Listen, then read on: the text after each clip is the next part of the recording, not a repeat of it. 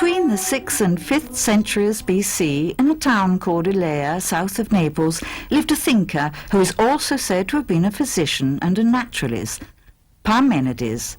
Before him, other Ionic philosophers like Thales, Anaximenes, and Anaximander had already inquired into the principle, the arche, believed to have given origin to the universe.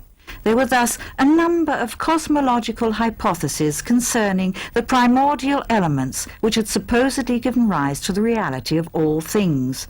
Parmenides, however, represents a radical change of direction with respect to these earlier hypotheses. Could you tell us why this is? Well, because Parmenides went a step beyond these first attempts at clarification and explanation of the universe. That is, he asked himself, what is the whole? What is the being or essence of the whole? We talk about the origin of the universe, but what was there before? Nowadays we are faced with the same problem with the Big Bang, when scientists tell us about this original explosion from which everything started. And we, non-experts, ask, but what was there before that? The physicists then smile, but our question remains. Well, Parmenides also asked the same question we ask today. What was there before? And he said, there was nothingness. But what does that mean? This is Parmenides' question.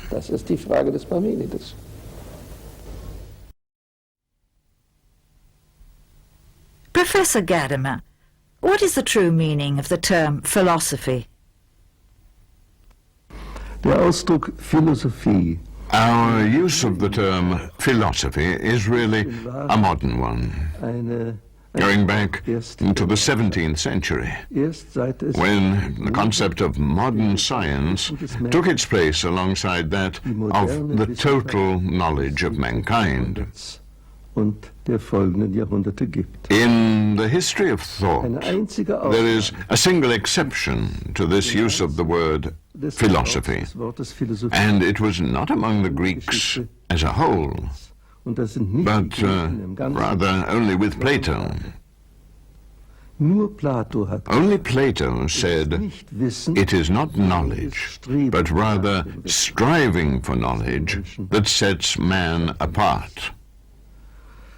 That is why the wise man, the sophos, is the Greek ideal. Plato was the only one to say, this ideal is more than men have any right to expect, since they are always underway in search of knowledge. This ideal is what is really connected to the belief in progress of modern research. It is very interesting that a truly balanced culture does not believe in unlimited progress, but rather in the maintenance of order. An Aufrechterhaltung seiner Ordnungen. When we asked you to tell us about the differentiation of science and philosophy, your answer mainly centered on science. Could you now please tell us when they came to be separated? Ich glaube, die Frage kann man gut beantworten. I believe there is a good answer to that. And it is the one Socrates provided us with. Cicero said it was Socrates who brought philosophy back down from the heavens, from astronomy and the workings of nature, back down to the man in the street, with the question, how should we act? That seems to me to be the beginning of the separation of a theoretical stance from a practical one. What should we do or not do in order to build a reasonable, a good, a happy life? Ein vernünftiges und gutes, glückliches Leben aufbauen zu können.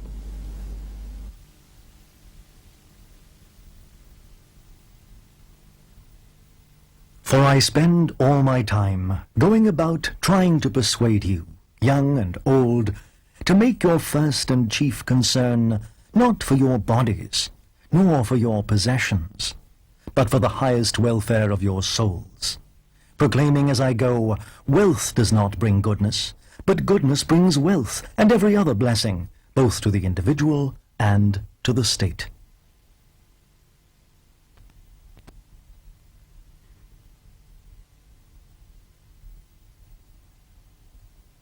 The Western form of thought is dominant today. In your view, is this due only to technical development, or also to the fact that philosophical reflection is well established in Western thought?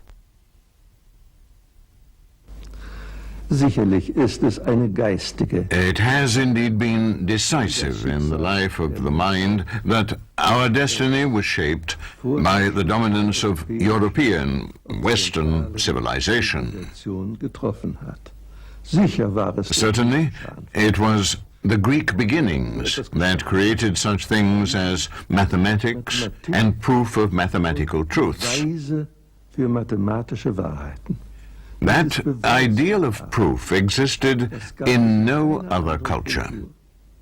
Das hat sich It first developed in Greece und ist dann and was then revived and put on new foundations in modern times in the 17th century. insofern sind die Griechen In that respect, doch the Greeks sired our civilization.